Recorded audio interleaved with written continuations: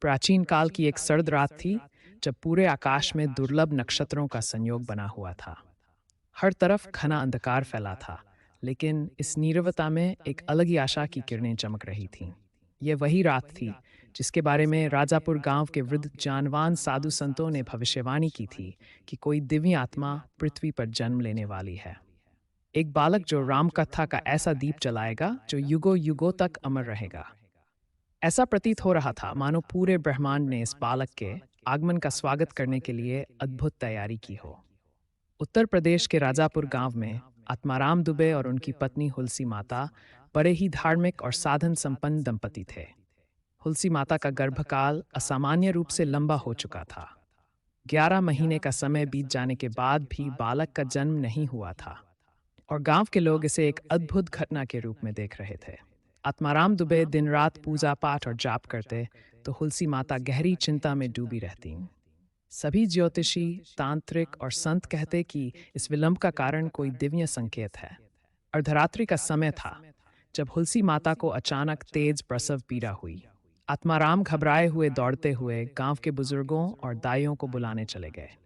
दूसरी ओर राजापुर के घने वन में विचित्र और डरावनी आवाजें गूंजने लगीं, मानो कोई अदृश्य शक्ति वहां घूम रही हो। हवा में एक रहस्यमयी सिहरन सी भर गई थी और किसी अनहोनी का संकेत दे रही थी। जैसे ही बालक ने जन्म लिया, उसकी पहली ही चीख में राम नाम का उच्चारण हुआ, जिसे सुनकर वहां खड़े सभी लोग हतप्रभ रह गए। और तभी एक और चौंकाने वाली घटना घटी। हुलसी माता ने अपनी अंतिम सांस ले ली।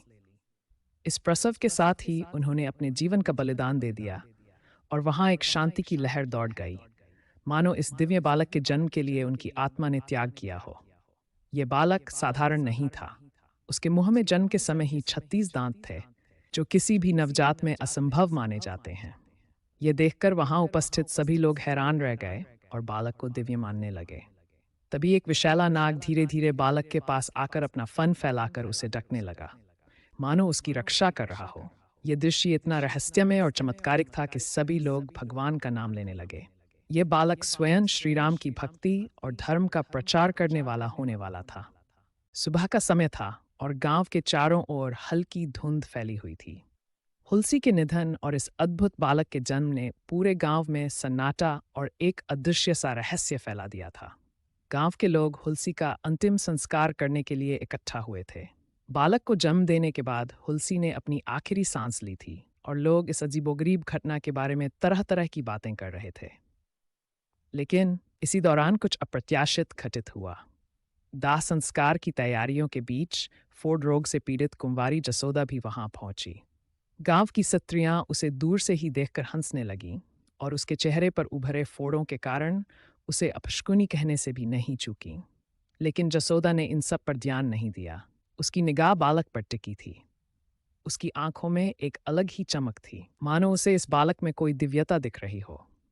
जब वह धीरे धीरे बालक के पास गई, तो गांव के लोग उसे बालक से दूर रहने के लिए कहने लगे, लेकिन आत्माराम ने उसे रोकने से मना कर दिया। ने बालक के सिर पर हाथ रखते हुए कहा, इस बालक में अद्वितीय शक्ति है। इसका जन्म साधारण नहीं, बल्कि एक दैवीय योजना का हिस्सा है। उसने बालक के छोटे से हाथ को अपने हाथ में लिया और उसके चेहरे पर हल्की मुस्कान छा गई। अचानक उसके चेहरे और शरीर पर जो फोड़े थे वे धीरे धीरे सूखने लगे, मानो बालक का स्पर्श उसके शरीर में कोई चमत्कारिक प्रभाव डाल रहा हो। गांव के लोग ये देखकर आश्चर्यचकित रह गए।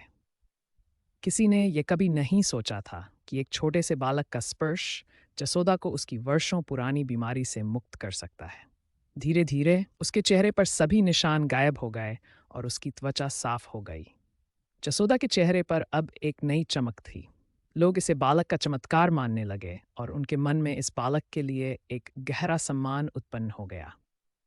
यह घटना सभी के लिए एक संकेत बन गई कि यह बालक कोई साधारण प्राणी नहीं है, बल्कि इसके जीवन में बड़े कार्यों के संकेत छिपे हैं। जैसे ही हुलसी का अंतिम संस्कार पूरा हुआ, गांव वालों ने इस बालक के भविष्य के बारे में सोचना शुरू किया और जसोदा ने उसे आशीर्वाद देते हुए कहा, तुम्हारे स्पर्श ने मेरी वर्षों पुरानी पीड़ा को दूर कर दिया है बेटा। तुम्हारा जीवन अवश्य ही किसी महान कार्य के लिए समर्पित होगा। इस चमत्कारी घटना के कुछ ही समय बाद वहां संत अमृतभानु महाराज पहुंचे। जो अपने तप, साधना और अलौकिक शक्तियों के लिए प्रसिद्ध थे। उन्होंने बालक के चेहरे की दिव्यता को देखा और तुरंत समझ गए कि यह साधारण बालक नहीं है। संत ने आत्माराम से निवेदन किया कि वे इस बालक का पालन पोषण उन्हें सौंप दें। आत्माराम दुबे ने कुछ सोचा, फिर उन्होंने संकल्प के साथ बालक को संत अमृतभानु को सौंप दिया। अमृतभानु ने बालक का नामकरण करते हुए कहा, यह बालक राम के नाम से जुड़ा रहेगा और इसे रामबोला कहकर पुकारा जाएगा। इसके जीवन का उद्देश्य राम कथा को जन जन तक पहुंचाना होगा। अमृतभानु संत रामबोला को लेकर एक प्राचीन शिव मंदिर में गए, जो अपनी चमत्कारी घटनाओं के लिए प्रसिद्ध था। जैसे ही उन्होंने बालक को शिवलिंग के सामने रखा, चारों ओर के सभी दीपक अपने आप जल उठे और शिवलिंग के पास से एक उज्ज्वल प्रकाश बालक के ऊपर बरसने लगा। ये घटना किसी चमत्कार से कम नहीं थी। ये देखकर संत अमृतभानु को भी आश्चर्य हुआ और उन्होंने रामबोला को यह संदेश दिया कि उसका जीवन शिव और राम की भक्ति के प्रचार में ही व्यतीत होगा। अमृतभानु महाराज रामबोला को जंगल में ले गए। एक दिन जब वे तपस्या में लीन थे, तो रामबोला ने एक नाग को अपने सामने आते देखा। नाग ने बालक को देखकर अपना फन झुकाया और शांत होकर जैसे उसका आशीर्वाद दिया। अमृतभानु ने यह घटना देखी और इसे एक शुभ संकेत के रूप में देखा। वे समझ गए कि रामबोला का जीवन केवल साधारण जीवन नहीं होगा, बल्कि वह ईश्वर की विशेष कृपा से विभूषित है। अमृतभानु ने रामबोला को रामायण की कथा सुनानी शुरू की। आश्चर्यजनक रूप से रामबोला हर शब्द को ध्यानपूर्वक सुनता और उसे तुरंत याद कर लेता। उसकी राम में असीम भक्ति और ध्यान मग्नता देखकर संत अमृतभानु को लगा कि यह बालक भविष्य में राम के प्रति ऐसा प्रेम और भक्ति फैलाएगा जो अमर हो जाएगा। संत ने रामबोला को आशीर्वाद दिया और कहा, तुम्हारा जीवन रामकथा का प्रचार करने में व्यतीत होगा और एक दिन तुम तुलसीदास के नाम से प्रसिद्ध होगे। इस प्रकार रामबोला का जीवन एक नई दिशा में आगे बढ़ा। उसका नाम बदलकर तुलसीदास हुआ और वह राम भक्ति के पथ पर चल पड़ा।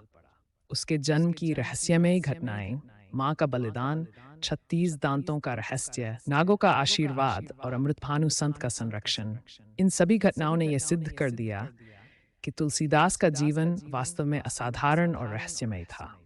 भविष्य की ओर संकेत और दिव्य यात्रा की शुरुआत इस तरह की चमत्कारी घटनाओं से भरे तुलसीदास जी के जीवन की शुरुआत ने सभी को स्तब्ध कर दिया। उनकी कथा को सुनने के बाद ऐसा प्रतीत होता है कि वे केवल एक साधारण व्यक्ति नहीं थे, बल्कि रामकथा और राम भक्ति के प्रचार के लिए धरती पर अवतरित हुए थे। समय बीता गया और रामबोला संत अमृतभानु के सानिध्य में रामायण की कथा को अपनी आत्मा में बसाने लगे।